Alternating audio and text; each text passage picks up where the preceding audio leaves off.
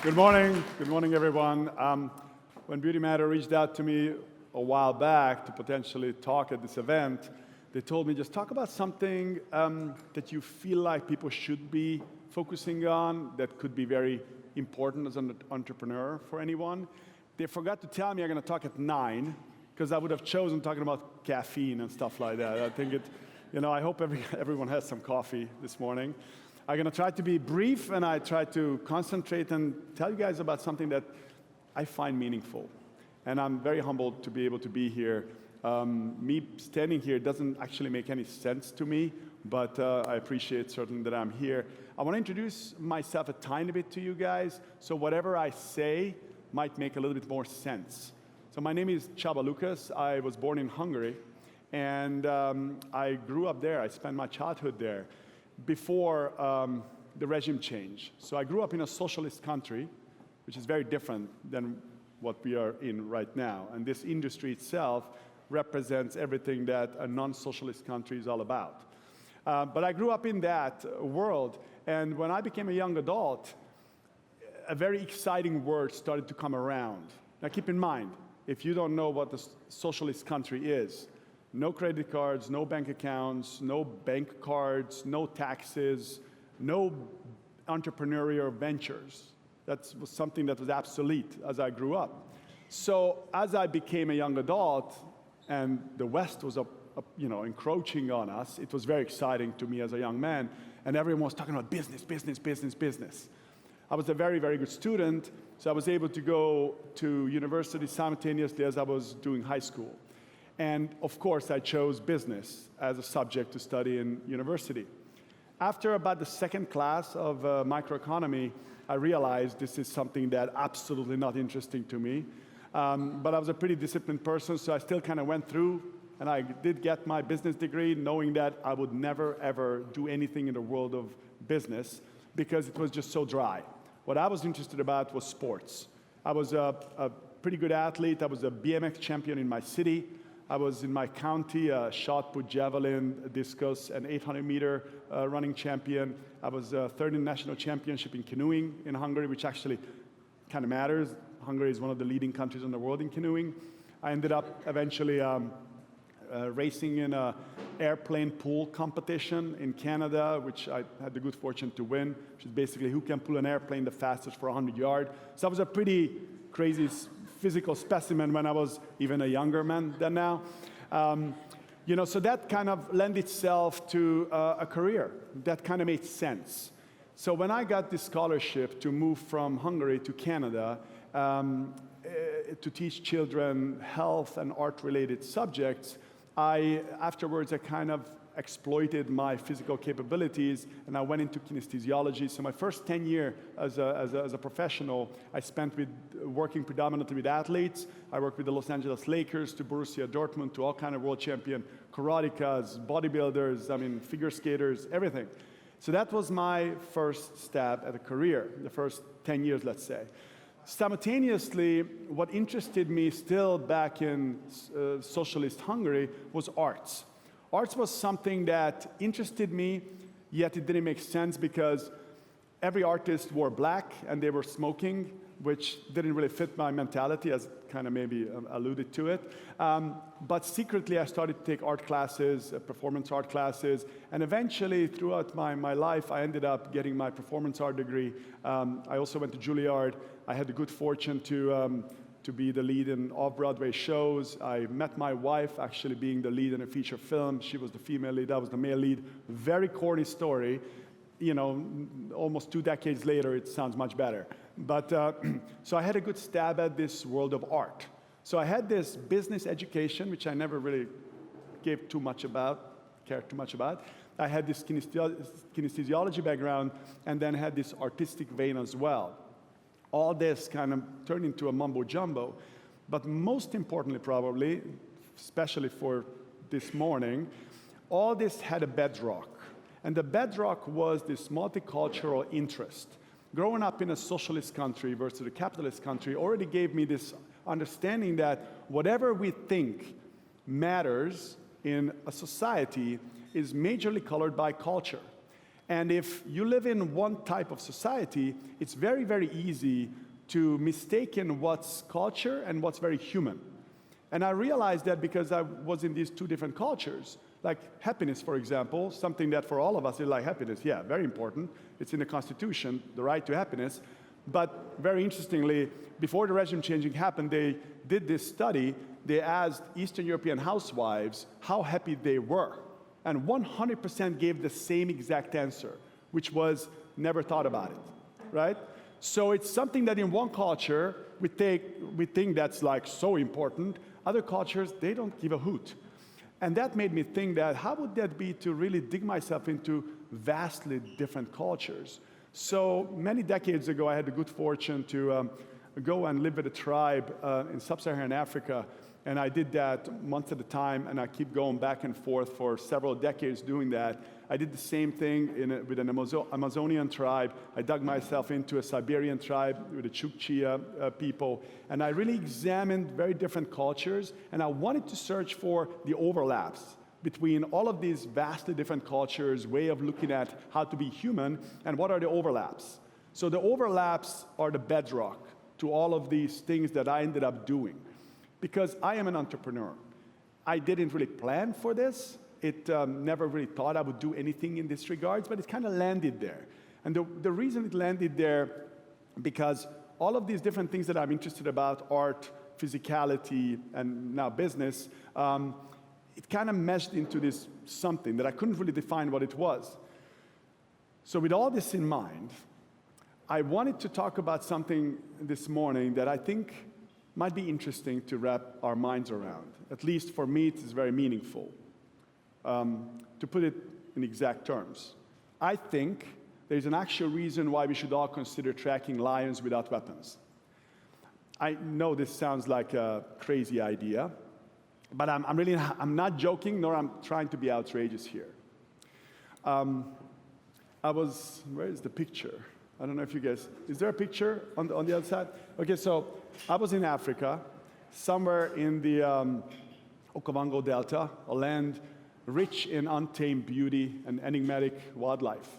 Accompanying me, a dear friend, a master tracker, and our mission was to kind of daunting and exhilarating at the same time, to track lions on foot without weapons. So after a few hours of searching, we ended up finding a set of lion footprints. And they were, I'll tell you, definitely large male lion tracks, which at the time, it made sense for us to follow. And the excitement was palpable, yet so was an undercurrent of anxiety. You know, I've been to and I have experiences with untamed wild environments, but as a born Westerner European, yet to be accustomed to such raw encounters in nature. So I was grappling with a spectrum of emotions, let's put it that way. And some perspective, I was elated by the thought of tracking one of nature's most formidable predators. Yet, I also had, my mind was clouded with a fair bit of apprehension. Yeah, what if something goes wrong, for example? And what the heck am I doing here? I could be sitting at home on a couch with my wife, munching on some chocolate, and could watch lions on Nat Geo. Now, these were the kind of thoughts that were racing through my mind. Yet, as we delved ourselves into the tracking process, something profoundly transformative occurred. I became engrossed with the tracking, the act of tracking. It's like when someone becomes absorbed in the pages of an enthralling novel. Each paw print in the earth was more than a mere mark. It was a narrative, a story of the lion's stride, its mood, its recent journey. Tracking, in this sense, became akin to reading nature's own book. It was not just about observing signs, but it was about envisioning the lion's presence, its mood, and its world. It was a primal form of literacy, that connected us to the natural world in ways that predates written language. Now, what I find interesting is that tracking lions without weapons is much like running a successful business, which many of you guys know about. It demands a meticulous attention to detail, a vivid imagination, and a deep understanding of patterns. For instance, we had to interpret subtle signs, like the jagged lines of sand surrounding the tracks, which indicated that the lion had passed through here after the recent winds had settled. See, the process of tracking is a blend of art and science, logic and intuition. It requires a meticulous dance between the analytical and the instinctual. And that was something very important to keep in mind. Now, in that moment, there was a big troop of baboons that erupted in a frantic alarm. And I presumed the lion was nearby. But soon we realized that the baboons were actually reacting to our presence rather than any imminent threat. So we paused, and our conversations shifted to subjects such as nature conservation, the shortcomings of governmental policies, and the ongoing battle against illegal poaching. You know, in this timeless space, we engaged in conversations about subjects that transcended our physical environment, our immediate environment. And after a brief respite, we resumed our tracking. And the African sun blazed down on this vast landscape, prompting reflections on our own origin. After all, this is the cradle of humanity, where our ancestors first walked the earth. And as I was thinking about these things, just as I became a little bit too philosophical, as if the cosmos would be in harmony with my musings, we spotted them. 2 male lions, observing us from a distance. And they were not where we anticipated them to be. They were approaching us, apparently intrigued by the commotion caused by those baboons. And I tell you, in that moment, my heart raced with a cocktail of exhilaration and trepidation. I mean, there were 2 potent predators potentially closing in on us. And my immediate Western tamed instinct was to retreat and just become invisible. But somehow, I managed to remind myself to a deeper purpose of this adventure. I was there to reconnect with the primal instinct that once defined our species. I needed to channel the apex predator within me, confront my fears, and reclaim the essence what it used to mean to be human. See, we as humans, we possess the inherent ability to recognize and disrupt patterns. This skill was pivotal in our success as a species. This ability enabled us to create civilizations, develop advanced technology, and also express ourselves in art and science. Yet this very same skill necessitates that we master the art of pattern recognition and pattern destruction, not only out there in the wild, but also within ourselves. Now, expert trackers understand that introducing weapons in the wild is counterproductive. Modern weapons distract from the true essence of tracking, which is understanding the animal, its environment, and our relationship and chemistry with them. Faced with the lions, I had to overcome my habitual pattern of thinking. I had to set aside my fear and embody the role of an apex predator. So I did not retreat. Indeed, I held my ground, ensuring that the lions understood that I was not a prey. And in that moment, something extraordinary happened. one of the lions settled down. A gesture of respect and acknowledgement of our presence. And that moment transcended mere physical survival. It was a profound reconnection with our evolutionary roots.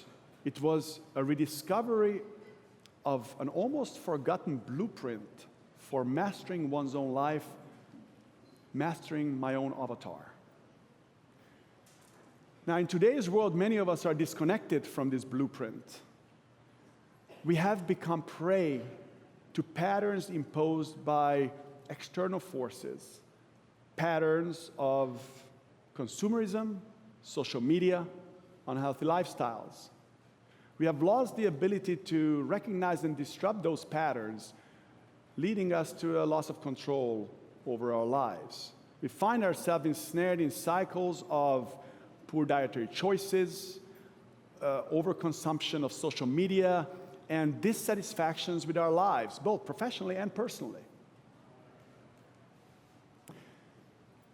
So, tracking lions without weapons symbolizes more than just physical survival. It represents a mental and emotional resilience. It is about reconnecting with a primal part of ourselves that once thrived in the wild, mastering the art of pattern recognition and reclaiming control over our lives. And by doing so, we can break free from the detrimental patterns that plague modern existence. So as an entrepreneur, I was inspired by this experience. And I wanted to do something to bring that understanding into our modern world. So I came up with an exciting innovation, a solution. The Core Survival Ability Benefiting Activities Aid, CSABA, affectionately also known as Csaba. Csaba is the world's first real-time AI wisdom keeper, designed to help individuals to rediscover the inner apex predator within themselves.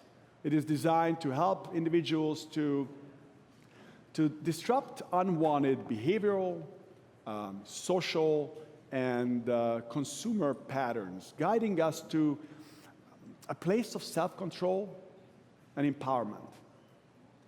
So if tracking lions without weapons in Africa is not for you, then potentially Csaba the AI could provide you with a slightly more practical alternative. It assists you in confronting the modern predators of our lives. Social media, large corporations, fast food giants, and extremist ideologies. It is the means to relearn how to be an apex predator in our contemporary modern world, allowing us to remain in control of our lives and our well-being. Tracking lions without weapons transcends the realm of adventure. It is a powerful metaphor for reclaiming control over our lives. It emphasizes the importance of recognizing and disrupting patterns, not only out there in the wild, but also within ourselves. And by rediscovering our inner apex predator, we can break free from those patterns that hinder our lives. And we can make conscious choices that align with our less tamed true selves. These are the kind of stuff that excites me as an entrepreneur. Try to connect cutting-edge technology and the modern possibilities to the deepest human inheritance that we all have deep within us. Bring that from a multitude of different cultures and try to merge it with this beautiful possibility that we created in the Western world is something I believe worth thinking about as an entrepreneur. Thank you so much, guys. Really appreciate it.